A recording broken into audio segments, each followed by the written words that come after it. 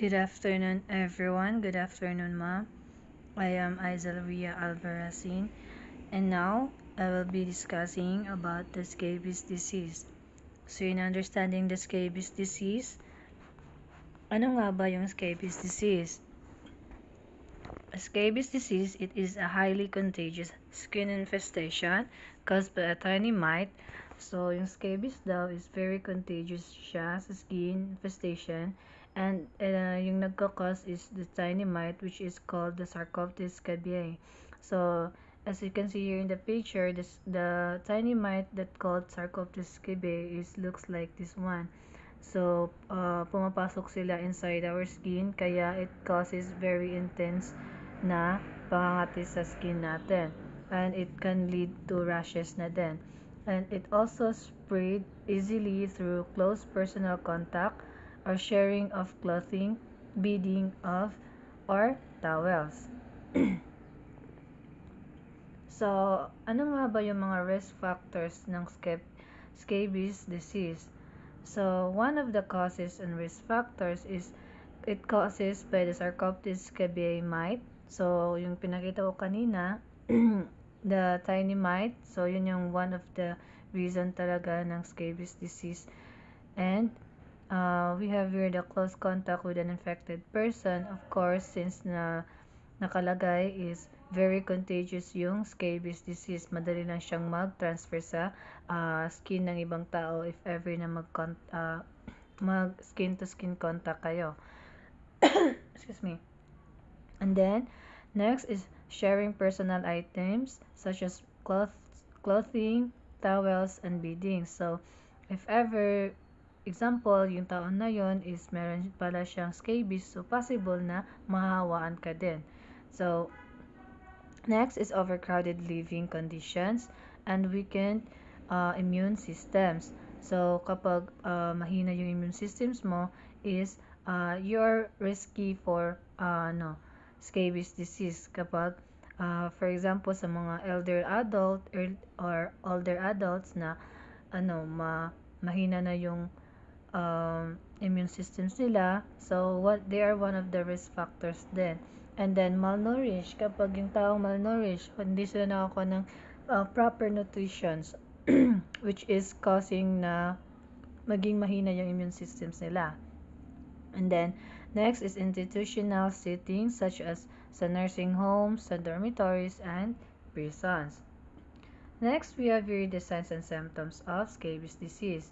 So, isa sa mga signs and symptoms of scabies disease is of course itching, intense itching at night, especially at night. So, mas kumakati daw siya during the night kapag natutulog ka na.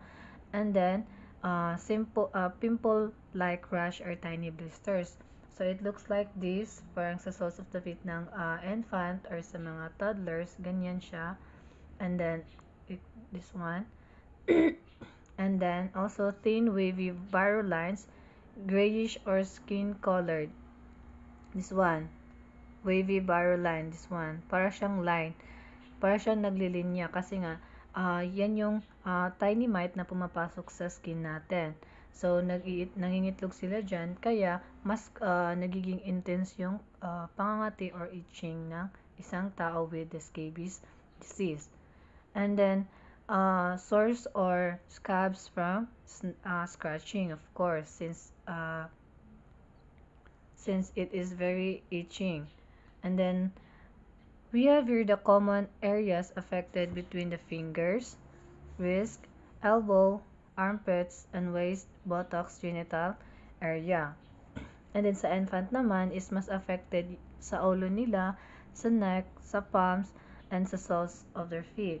So, this one. Again, so ang scabies kapag sa adult, mas affected sa wrist, sa elbow, sa armpit, sa area between the fingers and waist. And then sa scabies in babies naman and toddlers, mas affected yung ulo nila, sa mukha, sa neck, sa hands, and soles of their feet. Now proceeding with the diagnosis of the scabies disease. So, ano nga ba yung mga diagnosis niya? first, we have the physical examinations of rash and barrows. So, titignan ng doktor yung appearance ng rash and barrows niya if it is it is severe or not. And the next is scraping test. Scraping test.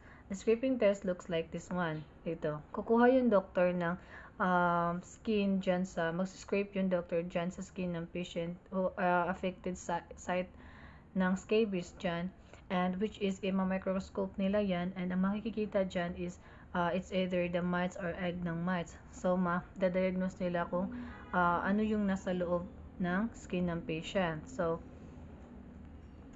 next is the history of contact with infested person, of course.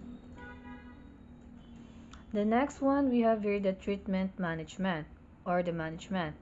First is the topical subsidized sa scabicides. So, permethrin cream 5% first line. So, ito yung permethrin cream is ito yung pinaka first choice na treatment talaga sa scabies disease kapag ano lang siya, it's not that severe. So, ito yung pinaka first line na ginagamit. And also, kapag naman sa mga adult and sa mga, sa babies, sa infant, or sa mga pregnant, very safe gagamitin sa kanila yung sulfur ointment. And the next is oral ivermectin. Itong oral ivermectin is very, ginagamit to siya kapag the client has a severe scabies disease or very crusted na yung scabies niya. So, later on, papakita ko sa inyo yung crusted scabies and how it looks like. And next is the antihistamines or mild steroids for itching. Of course, kailangan ng antihistamines is one of the signs and symptoms is intense itching. So, kailangan din ma-relieve yung pangangati sa skin nila to prevent rashes. And then, of course, very important, wash clothing, bedding, and towels in hot water and dry on high heat. So, we have here the prevention. So, paano nga ba natin mape-prevent yung scabies disease? So, one of the prevention is to avoid skin-to-skin contact with infected individuals. So, if that person na nakakausap mo and trying na makipag-handshake sa'yo, of course, ganun, if ganyang mga instances, so you should observe muna.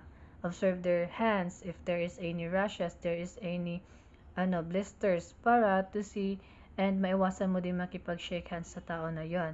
Kasi nga, very highly contagious yung scabies disease. Madali lang siyang makahawa through skin-to-skin contact.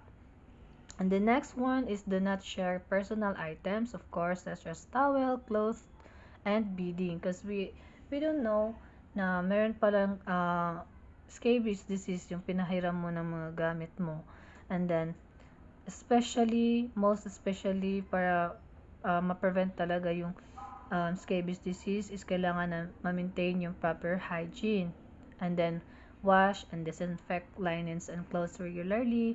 And then, prompt treatment of all infected persons. So, here it is. How can I prevent that? Avoid skin-to-skin contact, yung kanina, with a person who has scabies. Wash and dry family towels, clothing, or bedding on hot water and hot dryer cycles. And also clean and vacuum rooms where the person with scabies has been. Next, we have here this complication. So, ito yung sinasabi ko kanina na complication. Sa severe complication, which is the crusted scabies or nowhere dyan. So, kapag hindi natin naagapan yung mga kapag hindi natin na-treat yung mga hindi pa severe na scabies, it could possibly lead to a complication like this. So, first, we have here the secondary bacterial infections or the impetigo from scratching. Ito siya. It's because of scratching, so pangate, or ito na yung magiging kalabasan niya. Yan yun. And the next one is the crusted Norwegian scabies in immunocompromised patient. So, ito siya. This one. Ito yung sinasabi ko kanina, yung ginagamitan ng ivermectin na oral ivermectin na medications. So this one, it looks like this. So one of the risky dito yung mga mahina yung weak yung immune systems nila. So madali lang silang mahawaan and mas madaling mag-severe yung scabies disease sa kanila pag hindi naagapan agad. And then since mahina rin yung immune systems nila. And then next one is post-scabies dermatitis, such as where persistent itching after treatment. This one, even though binigyan na sila ng treatment, mas still kumakati pa din yung skin nila. So that's all of the scabies disease, and here is the reference. And then that's all. Thank you.